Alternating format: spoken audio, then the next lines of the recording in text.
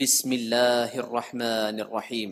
السلام علیکم ورحمۃ اللہ وبرکاتہ۔ الحمد للہ وکفی وسلام علی عبادہ الذین اصطفی، اما بعد۔ حاضرین و ناظرین، یہ درس نمبر 1708 ہے اور آج سورہ فاطر کی دو آیتوں کی تلاوت اور تشریح کی جائے گی، آیت نمبر 38 اور 39، 38 and 39۔ چلیے سب سے پہلے ہم ان دو آیتوں کی تلاوت کرتے ہیں، لفظی ترجمے اور ترجمے کے بعد تشریح کرتے ہیں۔ اعوذ باللہ من الشیطان الرجیم، بسم اللہ الرحمن الرحیم۔ ان اللہ عالم غیب السماوات والارض انہ علیم بذات الصدور۔ هو الذي جعلكم خلائف في الأرض فمن كفر فعليه كفره ولا يزيد الكافرين كفرهم عند ربهم إلا مقتا ولا يزيد الكافرين كفرهم إلا خسارا۔ صدق اللہ العظیم۔ لفظی ترجمہ یوں ہے، ان اللہ، بے شک اللہ، عالم، جاننے والا ہے، غیبی، پوشیدہ چیزیں، السماوات والارض، آسمانوں اور زمینوں کی، آسمانوں اور زمین کی، انہو، بلا شبہ وہ، علیم، خوب جانتا ہے، بذات الصدور، سینوں کے بھید، هو الذی، وہی ہے وہ اللہ جس نے جعلکم، تمہیں بنایا، خلائف فی الارض، جانشین زمین میں، فمن کفر، پھر جس نے کفر کیا، فعلیہ، تو اسی پر وبال ہوگا، کفر، اس کے کفر کا، ولا یزید، اور زیادہ نہیں کرتا، الکافرین، کافروں کو، کفرہم، ان کا کفر، عند ربہم، ان کے رب کے نزدیک، الا بغتا، مگر ناراضگی ہی میں، ولا یزید، اور زیادہ نہیں کرتا، الکافرین، کافروں کو، کفرہم، ان کا کفر، الا خسارہ، مگر نقصان ہی میں۔ ترجمہ یوں ہے، بے شک اللہ ہی آسمانوں اور زمین کی پوشیدہ باتوں کا جاننے والا ہے، وہ تو دل کے بھیدوں تک سے واقف ہے، وہی تو ہے جس نے تم کو زمین میں پہلوں کا جانشین بنایا، تو جس نے کفر کیا اس کے کفر کا ضرر اسی کو ہے، اور کافروں کے حق میں ان کے کفر سے پروردگار کے ہاں ناخوشی ہی پڑتی ہے، اور کافروں کو ان کا کفر نقصان ہی زیادہ کرتا ہے۔ ان دو آیتوں میں 6 باتیں بتلائی گئی ہیں۔ پہلی بات، بے شک اللہ آسمانوں اور زمینوں کی پوشیدہ چیزوں کا علم رکھتا ہے۔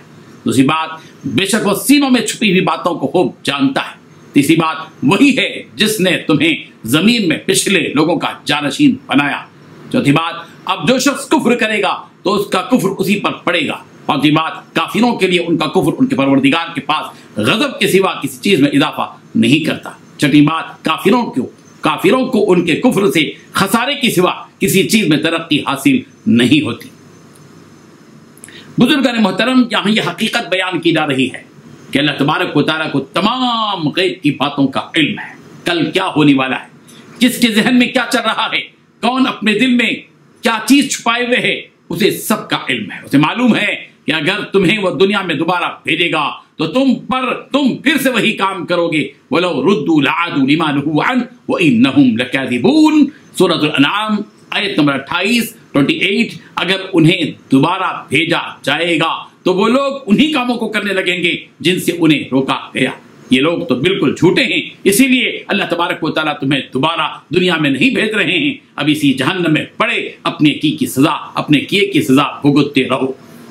یہ تفسیر امام زحیلی رحمہ اللہ نے اپنی کتاب تفسیر المنیر میں فرمائی، اور امام طبری رحمہ اللہ نے اس آیت کی تفسیر کو عام رکھا اور فرمایا کہ انسانوں، تم اپنے دلوں میں جو کچھ چھپاتے ہو وہ اللہ تعالیٰ جانتا ہے، اور جو بری نیتیں تم اپنے دلوں میں رکھتے ہو اس سے بھی وہ اچھی طرح واقف ہے، وہ تم سے دور نہیں ہے۔ وَنَحْنُ أَقْرَبُ إِلَيْهِ مِنْ حَبْلِ الْوَرِيدِ، سورہ قاف آیت نمبر 16، اور ہم انسان کی شہرک سے بھی زیادہ قریب ہیں کہ ہم اس کی ہر حرکت سے خوب واقف ہیں، لہذا وہ ہمیں دور اور غائب سمجھ کر بدعمالیوں میں نہ پڑ جائیں، بلکہ انہیں چاہیے کہ وہ اللہ تعالیٰ سے ڈرتے رہیں، اس کی اطاعت میں لگے رہیں، اور دل کو ہر شک و شبہ سے پاک رکھیں، چاہے وہ شک اللہ کی وحدانیت سے متعلق ہو یا نبی رحمت صلی اللہ علیہ وسلم کی نبوت سے۔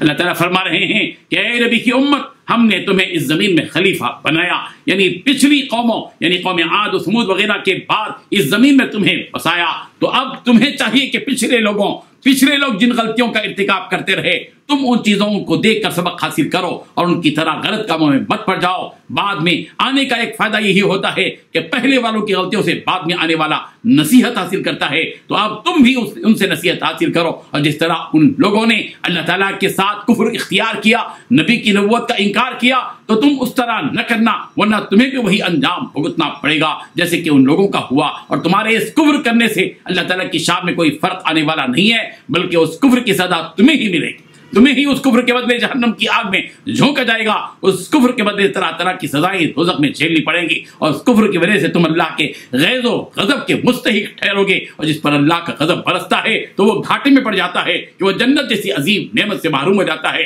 اس لیے عقل سے کام لو اور پچھلے لوگوں کے واقعات اور ان پر ہوئے عذاب کو دیکھ کر نصیحت حاصل کرو، اور یہی تمہارے لیے یقیناً بہتر ہے۔ اللہ تبارک و تعالیٰ ان آیات سے سبق حاصل کرنے والا بنا دے۔ آمین۔ وآخر دعوانا ان الحمد للہ رب العالمین۔